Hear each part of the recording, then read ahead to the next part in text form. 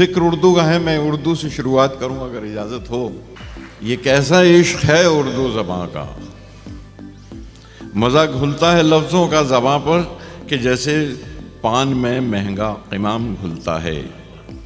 नशा आता है उर्दू बोलने में। शायर, अदीब, फिल्म साज, डायरेक्टर, कहानी नवीस और बेहतरीन अंदाज़े बयां, अगर ये तमाम खुसूसियात एक शख्स में इकट्ठी कर दी जाएं तो वो शख्सियत बन जाती है गुलजार साहब। मैं कुछ कुछ भूलता जाता हूं अब तुझको, तेरा चेहरा भी धुंधलाने लगा है अब तखय्युल में, बदलने लग गया है अब वो सुबह शाम का मामूल, जिसमें तुझसे मिलने का भी एक मामूल शामिल था। तेरे खत आते रहते थे तो मुझको याद रहते थे तेरी आवाज के सुर भी। तेरी आवाज को कागज पे रख के मैंने चाहा था कि पिन कर लूं, वो जैसे तितलियों के पर लगा लेता है कोई अपनी एल्बम में।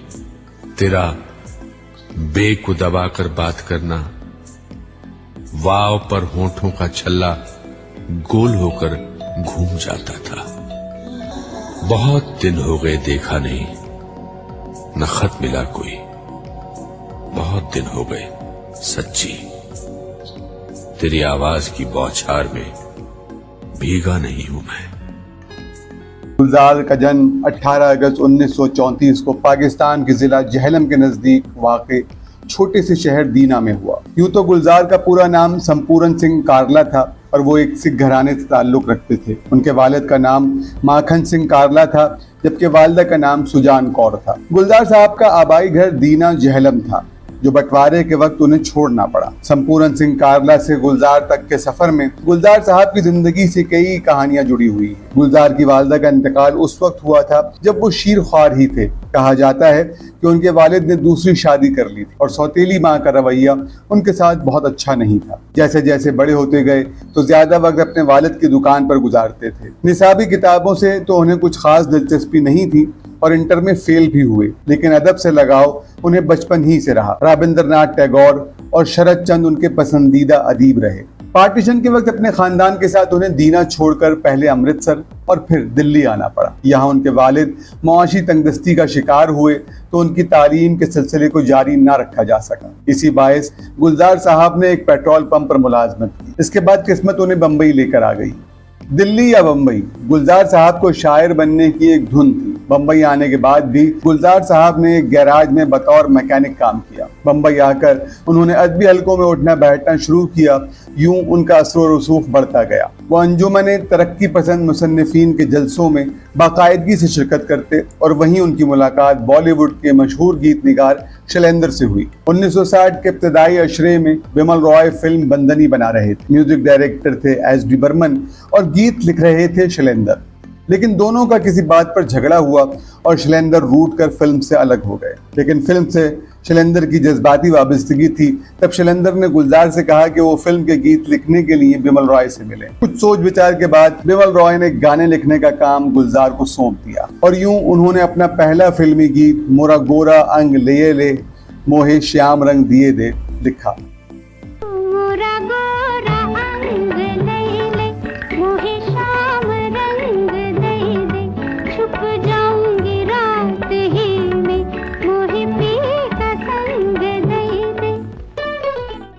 गाना बिमल रॉय और एस.डी. बर्मन दोनों को बहुत पसंद आया और गाना मशहूर भी हो गया। इस फिल्म में ये गुलजार का इकलौता गाना था क्योंकि शैलेंद्र और एस.डी. बर्मन में सुलह हो गई थी। कहा जाता है कि बिमल रॉय को ये बात अच्छी नहीं लगी कि एक होनहार और बासलाहियत नौजवान मोटर गैराज में मैकेनिक का काम करे, लिहाजा उन्होंने हुक्मन गुलजार साहब को गैराज छोड़ने को कहा और अपना असिस्टेंट रख लिया। शायद ही बिमल रॉय की बंगालियत और गुलजार साहब की बंगाली जबान से मोहब्बत का नतीजा था। गुलजार साहब का कहना है कि वो बिमल रॉय के इस मुखलिसाना रवैये और मोहब्बत पर रो पड़े थे। बिमल रॉय के साथ काम करते हुए गुलजार साहब की दोस्ती आर.डी. बर्मन से हुई। इसके बाद गुलजार साहब को ऋषिकेश मुखर्जी के साथ काम करने का मौका भी मिला। ऋषिकेश मुखर्जी ने गुलजार साहब को फकत गीत निगार ही नहीं बल्कि डायलॉग राइटर के तौर पर भी उनसे काम लिया। फिल्म आनंद और नमक हराम में गुलजार साहब के लिखे हुए डायलॉग्स अपनी मिसाल आप हैं। गुलजार किसी मखसूस सिन्फ के लिखारी नहीं है। गुलजार ने हर तरह के अदब पर काम किया है। कहीं वो लकड़ी की काठी लिखते हैं तो कहीं मोगली का गीत, जंगल जंगल बात चली है पता चला है, चड्डी पहन के फूल खिला है। ऐसी नज़में लिखते हुए कहीं वो बच्चों के अदीब नजर आते हैं, कहीं वो चप्पा चप्पा चरखा चलाते नौजवान बन जाते हैं, और कहीं बीड़ी जलाई ले जिगर से पिया, जिगर माँ बड़ी आग है जैसे आइटम सॉन्ग्स भी लिखते हैं। और जब वो क्लासिकी अदब पर काम करते हुए मिर्ज़ा गालिब जैसा शाहकार तख्लीक करते हैं तो देखने वाला खुद को दिल्ली के महल्ले बल्ली मारान की गलियों का बासी समझने पर मजबूर हो जाता है। अरे मिर्जा साहब, वो आ रहे हैं। कौन आ रहे हैं भाई? अरे उस्ताद ज़ौक़ पालकी में आ रहे हैं।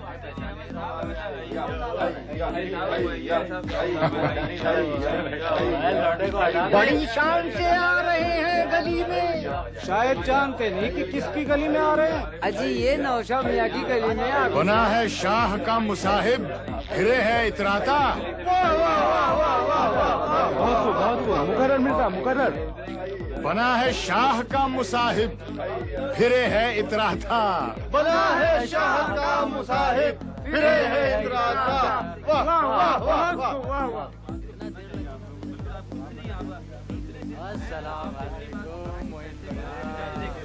चलो भाई।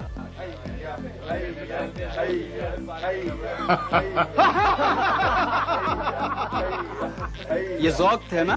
गुलजार साहब ने अपना रिश्ता हर नस्ल के साथ बराबर जोड़े रखा है। बतौर गीत निगार गुलजार साहब ने हर दौर के हर बड़े मौसीकार के साथ काम किया। एस.डी. बर्मन, सलील चौधरी, आर.डी. बर्मन, लक्ष्मीकांत प्यारेलाल और जदीद दौर में ए.आर. रहमान, विशाल भारद्वाज और शंकर एहसान लॉय। शायद ही कोई ऐसा हो जिसने गुलजार के लफ्जों पर धुन ना छेड़ी हो और वो मशहूर ना हुई हो। गुलजार साहब की दोस्ती आर.डी. बर्मन से बहुत गहरी रही। शायद यही वजह थी जब गुलजार साहब ने फिल्में बनाना शुरू की तो बेशतर फिल्मों में उनके म्यूजिक डायरेक्टर आर.डी. बर्मन ही हुआ करते थे। परिचय, आंधियों और किनारा में आर.डी. बर्मन, जबकि फिल्म मौसम में मदन मोहन साहब ने मौसीकी तरतीब दी। गुलजार साहब और संजीव कुमार की जोड़ी इतनी बेहतरीन थी कि उनकी फिल्मों ने हमेशा कमाल किया। फिल्म आंधी, जो मियाँ बीवी के संजीदा रिश्ते पर बनी फिल्म थी, या मिजाज से भरपूर फिल्म अंगूर, या फिर दो गूंगे किरदारों पर मबनी फिल्म कोशिश, गुलजार साहब और संजीव कुमार ने शानदार काम किया। जिस जमाने में वो बिमल रॉय के साथ काम कर रहे थे, कहा जाता है उनकी दोस्ती मीना कुमारी से हो गई थी। दोनों का ताल्लुक बेनाम बुलंदियों तक पहुंच गया था।